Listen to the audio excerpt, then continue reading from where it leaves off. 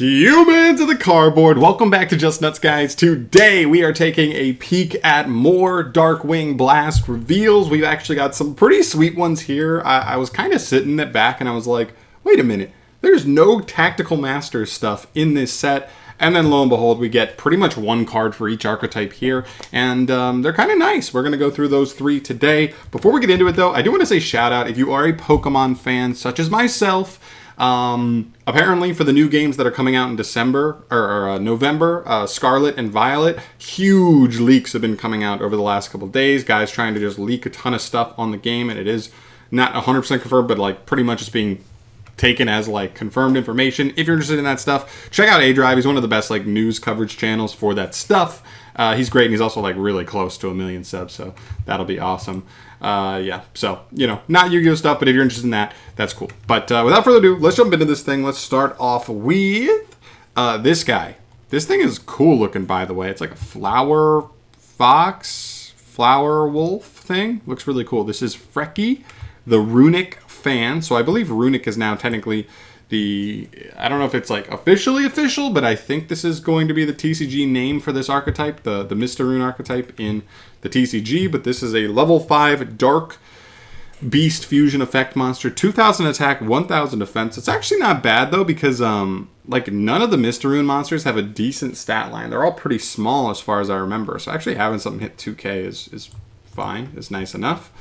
Its materials are 2 runic monsters, but that doesn't really matter because if you don't know how this archetype works, all of their quick play spells can do one of 2 things. It's like do an effect that like messes with your opponent and then and then banishes cards from the top of their deck. And then the other effect is you pick one of them is just special summon a fusion, a runic fusion straight from your extra to the EMZ. So here we go. He has 3 effects. The first effect says, when an attack is declared involving this card in the EMZ, you can banish the top 2 cards of your opponent's deck. I don't know. Okay, we'll come back to that.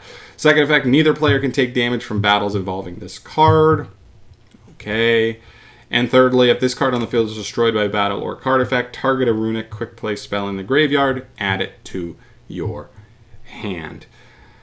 Okay, all in all here, I'm not that impressed, right? So like the big gimmick of the deck is that like it's a really good grindy engine that rotates resources really well, but the problem with the archetype is that whenever you use any of the Mr. Rune quick play spells, they lock you out of your battle phase on the next turn completely. So really keeps you from being able to really make great use of this first effect. You kind of have to summon this and like wait for your opponent to attack him. That seems to be the way they kind of like want you to use him. So I guess he's kind of like annoying for your opponent. Unless they want to use removal on him, they have to just walk over him.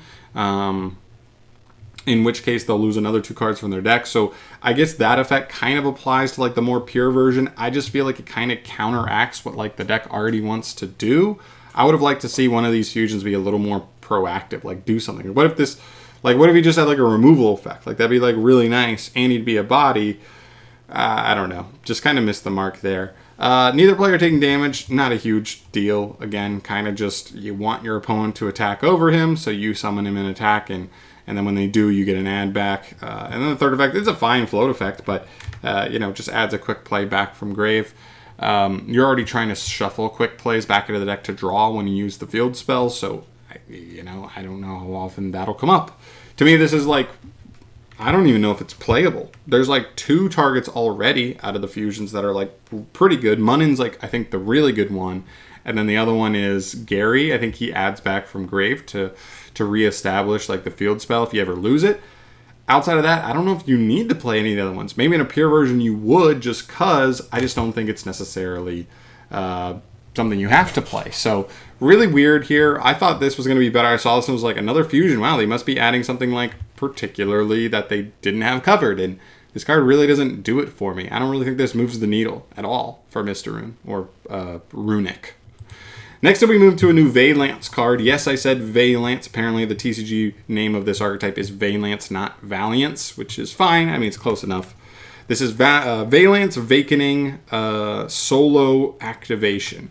You can only activate each of its effects once per turn, so they can do it in the same turn.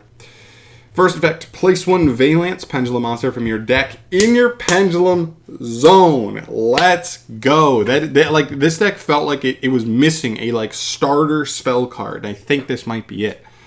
Second effect, if there is a card in the field zone, any field zone, you can banish this card from your graveyard to target a Vaallance monster in your main monster zone.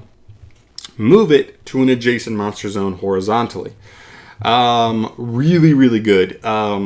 This card is awesome. What I love is, and you don't always see this with engines in Yu-Gi-Oh, but this card in particular with Shinonome, which is actually the girl in the artwork here, she pretty much says in the scale, she can summon herself to the same column, so she'll be in your far column, left or right.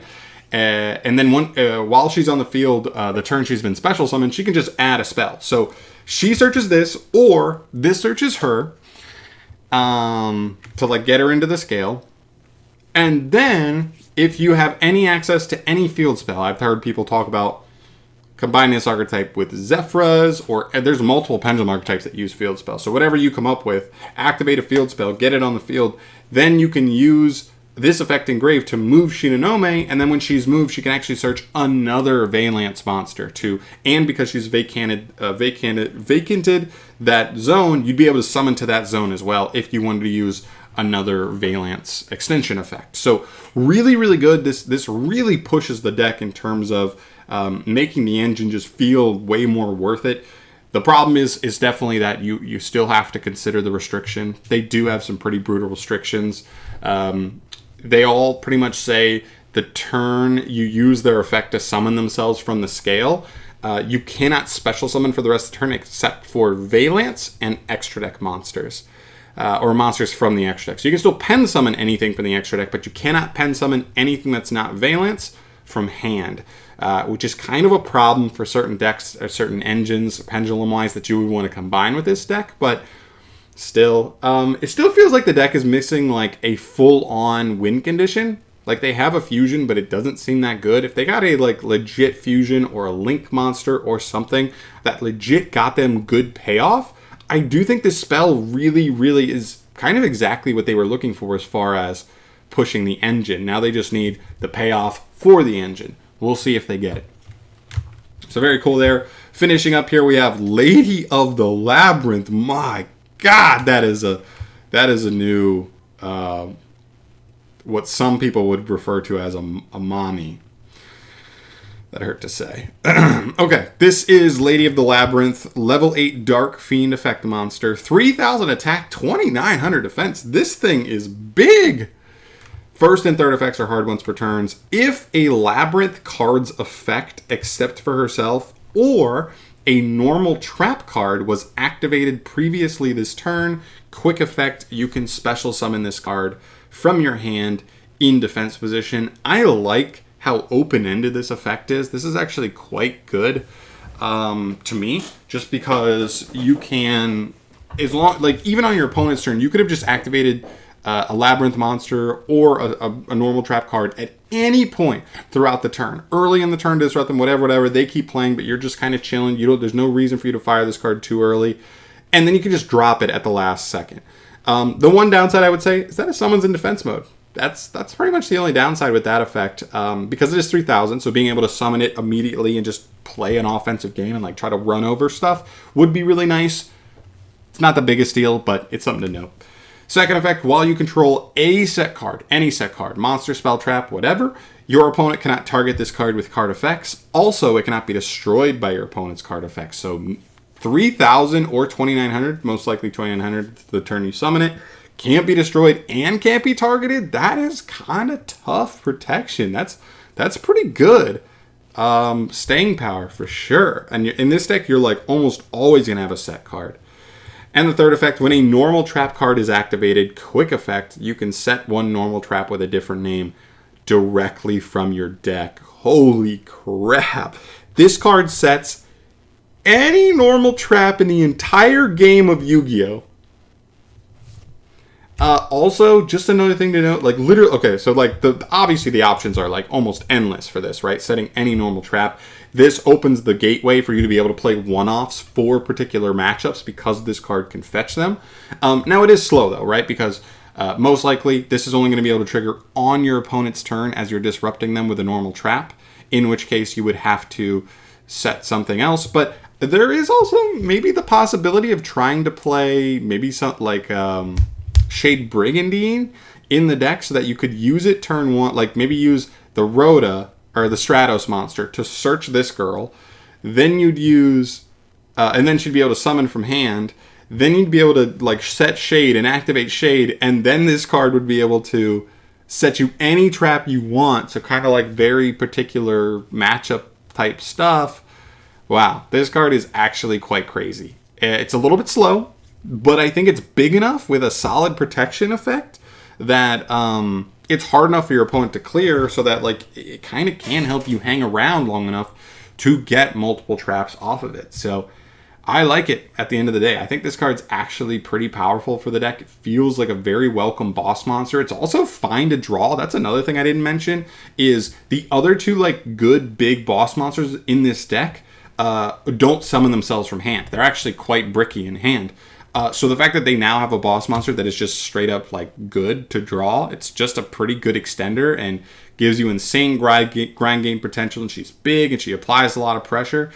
I think this card's pretty good. So yeah, all in all, I would say she seems really solid. I would say the spell for Vaallance is really awesome for them. That's exactly what they needed.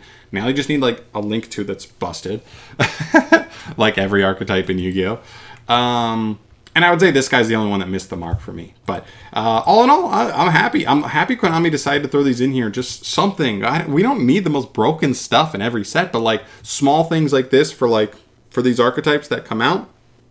Really, really nice, and it keeps people interested in those archetypes to see the development of them. But yeah, that's pretty much it for me today, guys. Thank you so much for watching. As always, let me know in the comment section down below your thoughts on the 3 new cards we have here, as well as if you want the Pokemon news, because I'm pretty hype on that as well. So subscribe to the channel if you want to see more news videos like this as stuff drops. We should be getting the last like 14, 15 cards in the next like 3 days. Very excited for those, and then, you know, whenever other Yu-Gi-Oh stuff comes out, of course. So I'm out of here. Peace. Thanks for watching.